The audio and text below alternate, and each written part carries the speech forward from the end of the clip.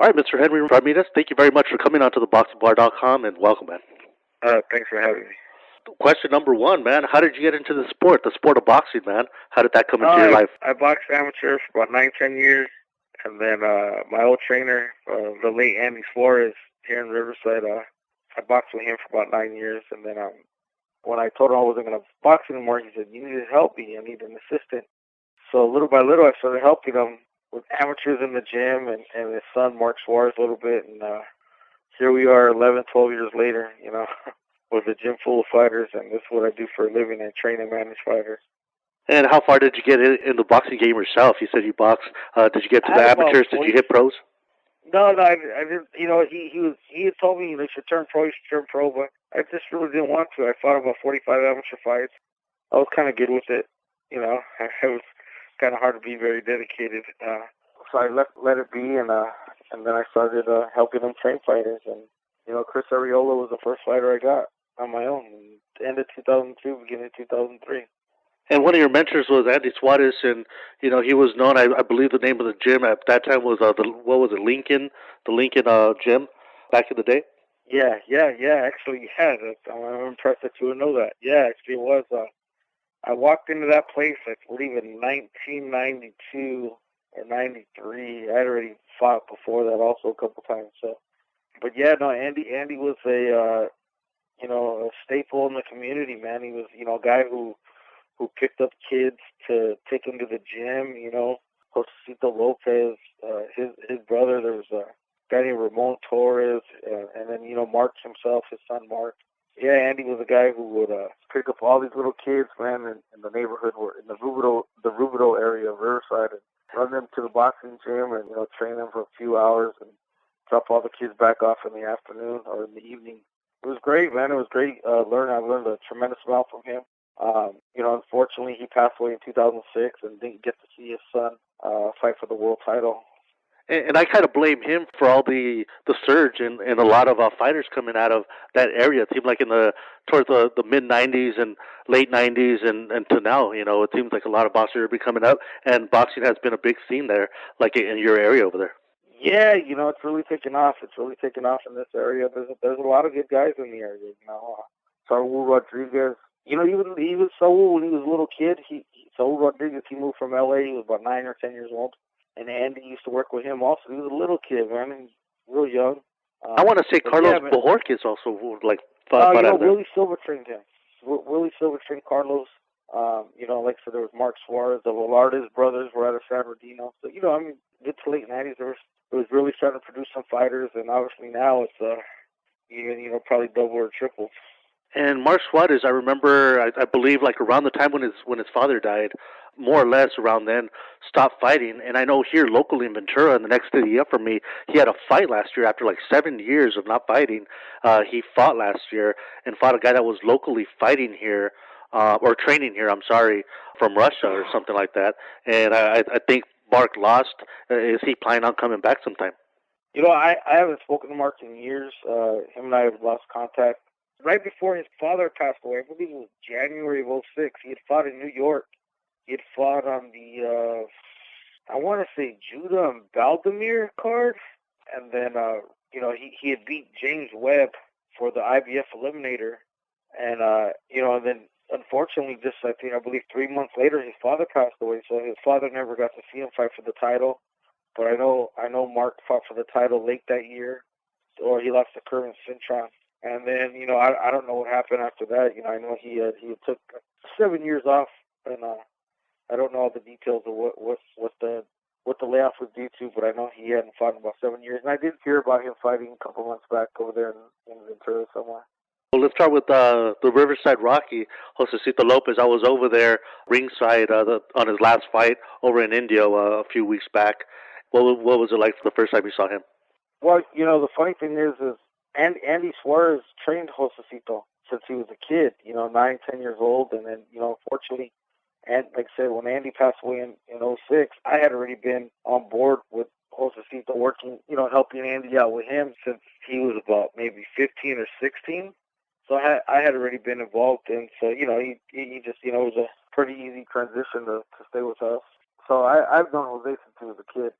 And what do you think of his success? I mean, when he fought Victor Ortiz, when he fought him and how he won that fight, I mean, he just, it seemed like he was all over the place after that win. What do you think of his accomplishments, man?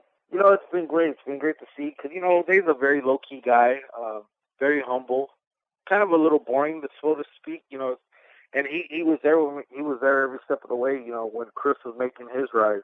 There were some fights where, Jose would work the corner with us, for Chris, so he got to see Chris's rise in popularity. And, I knew he always wanted that, and when he finally broke through and got that, it was very rewarding to see that. It was nice to see that. To see it with both guys, it's been great, to be honest. And then after that fight, he took on Canelo Alvarez on his following fight. He had to go up in weight, of course, again to Right. fight a guy like that. What did you think initially when you first got the news that he was going to have to go up in weight and then fight a very strong up-and-coming guy like Canelo Alvarez? I'll be honest. I was surprised we were even offered the fight. To be honest, it hadn't even crossed my mind that we were going to fight Canelo. I think Josecito ended up being like the fourth guy. It was going to be Kirkland at first, then it went to Paul Williams, then it was going to be Victor Ortiz. So, being that, Josecito had moved up from 40 to 47 for that fight with Victor, and I don't even think he got to like 44 when he weighed in. I was very surprised when they offered us the fight. I didn't think there was any way that was a fight we were going to get, and for obvious reasons, he was much bigger. But, certain opportunities present themselves at certain times, and, you take them. This is a business of, people don't like to hear it, but unfortunately, this is a business about making money also. There are economic things that will determine sometimes the decisions you make. And what did he think or what was his mental state after a loss like that? Not that it was a bad loss. Hey, he was going up in weight, and not a lot of people would have came up in weight to fight someone like Canelo. As strong as he is. What was his mental state after that fight with Canelo? He was, obviously, any real fighter, no matter what the circumstances are going to be, dejected. And he was upset, but I think, when he had some time to step away, I think he realized that, he really didn't lose anything. He gained. He was he became a bigger name coming out of that than he went going in. And then after that, he was off for a few months, and then they came with the Maidana fight. And at that point we were kind of just waiting to see what was going to happen after the Canelo fight, see what direction we were going to go. And the Maidana fight came about, and it's the fight he wanted. And like I said a few weeks ago, he fought Mike Ornadas, and it made him pretty much quit on his stool, and he had a great performance actually that night. What do you think is next for him, or what do you guys foresee for him next right now in 2014? The plan is to put him in a tune-up type fight in mid to late March, and then put him in something that's significant in June or July again. We'll analyze that when we get to there, but we want to give him another. I don't want to say easy fights, and none of these fights are easy, but, something along the lines of what he just had, and then we'll let him work on some things, and then, like I said, come June or July, we'll put him in something meaningful, something big again. And, something that I thought was very sad a few weeks back, I saw an interview with Victor Ortiz, and they asked him, about a rematch with Josecito, which you would think he would want, and he kind of said some dissing words there about Josecito and anybody else there. But what did you think of Victor Ortiz's remarks, negative remarks towards? Anybody knows me. I don't like the guy, and I'm not going to get on to details about it. There's various interviews of mine where I blast him and use every profanity word, every word that you could think of. But me, I've left it alone, man. If the fight happens, it happens. Victor's obviously a guy who's delusional. This is the only guy who will lose to some guys and quit and then talk shit. Victor's a talented guy. There's no denying that. The guy is talented. I actually like watching him fight because he's a fucking train wreck waiting to happen. But to me, the mark of a real man is just giving credit to whoever you lost to. If you lost, man, whatever the circumstances were, if it was a broken jaw or you quit on the, so whatever the circumstances, you lost. And there ain't no denying that. Fine, you were ahead in the fight. What does that mean? You still lost. Your broken jaw was caused by a punch. It wasn't caused by him tripping on the way back to the corner. And that was the reality was that was a hell of a fight that I don't think Victor was expecting the fight to be that tough. And he never budged Jose. And most people had Victor up by a point, or some people had it even. To say Jose was getting beat up and completely out of the fight was not accurate at all. It was a back and forth fight, entertaining fight, and Lopez, we came out on top. The man just can't seem to accept defeat. He'll talk shit about Josecito Maidana, how they're not on his level, and this and that. Hey, like I said, there's no denying Victor's a talented guy. Is he more talented than Josecito Maidana? Talent-wise, I'll agree. I'll say yeah. But it's not only talent in the sport. There's intangibles, toughness, fortitude, a will. There's a lot of other things that play into factor when there's a fight. And especially dissing two guys that beat him, how he said something about Maidana and Jose Lopez saying that they weren't at his level, but yet they beat him, at his level. So what does that say about him? The next guy, Chris Arreola, man, same questions about him. What was the first time like when you saw him in the ring there? Oh, man, he was with another trainer at the time. He was just fighting amateur. He had fought an amateur. He was nothing what he is today. He was very, very thin. He was like a light heavyweight, borderline cruiserweight. Hadn't fought pro or anything. He was a guy in the gym. I met him actually at the boxing gym about 13, 14 years ago. And, we knew a lot of the same people here in Riverside. We're not that far in age. We're only 5 years apart. And got to know each other a little bit and hung out a few times. And one day he tells me, hey, I want you and Andy to train me. And I thought it was a little weird. I was like, well, what about the guy you're with? He goes, oh, I haven't fought in a year and I don't want to train with him anymore. So, he started training with us in late 02 or maybe beginning of 03. It's been about 11, 12 years. And, What was he like in the ring as far as his skills from when his last trainer had him to when you guys, got a hold of him? Was it easy for him to adjust your guys' styles? No, I really didn't know what to expect from Chris. I really didn't know how good he could be. Really wasn't sure. First I went to Top Rank because, I had some real good insight with people with Top Rank there, and they weren't interested. And then I proposed a few other people, and then I got him 2 fights at the Edgewater in Laughlin, tent in the parking lot. And he won those 2 first fights, and then I've been bugging Alex Campanova to put this guy on. I said, hey, Alex, can you put this guy on? And obviously Alex didn't know who I was at the time. And he's like, oh, no, I don't know you, and I don't even know who the hell this guy is. I said, Alex, put this guy on once, man, I promise. I won't have to bug you anymore. You'll be bugging me to put the guy on. Sure enough, Chris fought like a 2-week notice, knocked the guy out, and Alex Campanova fell in love, man. He put him on, probably put him on about 6 times in a row. But they weren't signing guys at the time. They weren't signing guys, and we happened to catch one of Al Heyman's assistants or associates was at one of our fights, and little by little we started engaging in conversation with them, and probably a few short months later we were signed with Al Heyman back in, I want to say, towards the end of 04. You get, a guy like Chris Arreola, and, he's just, the biggest, Latino that you can find out and about. Was it hard or was it easy to get attention because he was probably one of the only big heavyweight Mexicans out there? No, the attention was, he got a lot of attention because he was a big heavyweight, everybody would tell me, man, a Mexican heavyweight make a lot of money, and, obviously, knowing the Mexican, the Latino market drives the boxing business, we knew that. But, it was just it was a slow process with Chris, slow process. Was there a lot of, loops and a lot of, things that you guys had to jump because of that?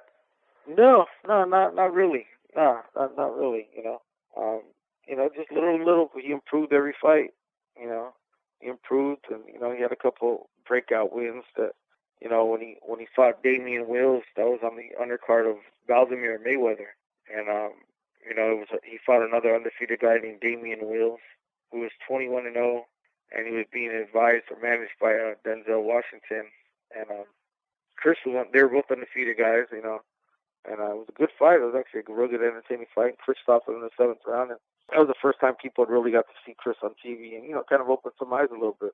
And he goes up in the rankings, through all those years. And then a few years ago, he ended up getting that dream shot, man. What was it like to get that dream shot to fight for the heavyweight title of the world, especially a Latino fighter from Southern California to fight and get that chance, man? I mean, that's not an everyday thing. What was it like for you guys? It was big. Obviously knowing the historical aspect of it, being a Mexican heavyweight fighting for the world title, Vitaly Klitschko, Staples Center. just wasn't his time. It wasn't his time. Vitaly is great. Vitaly's good at what he does, keeping space, fighting tall. And no shame. You lose to Vitaly Klitschko, no shame. I think looking back, I think coming up short in that title fight is what's going to really drive him in this title fight, with Stavern coming up.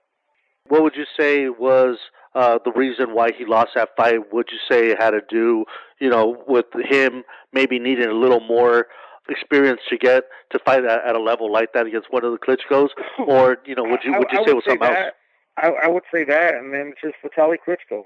Vitaly Klitschko was just above and beyond better than him and Vladimir, above and beyond everybody else. Maybe the lack of experience hurt a little bit, but the opportunity comes to fight for the heavyweight title and make seven figures. Again, you have to do it. And what do you think is next for Chris? I know he gets a lot of attention everywhere he goes. When I've gone to see him down south and fighting in the LA area or whatnot, what's next for him? What do you foresee for him in 2014? Well, he's fighting for the vacant WBC title. Next week there's a first bid on the 17th in Mexico City. So the WBC has already mandated that Chris and Stavern will rematch for the vacant title. I see that fight probably coming mid to late March, probably sometime in April. I'm a big supporter of female fighters, and I know a few weeks back, without getting into like harsh details, but a few weeks back, Chris had said some comments that female fighters that he wasn't too big of a fan, and he said a few other things.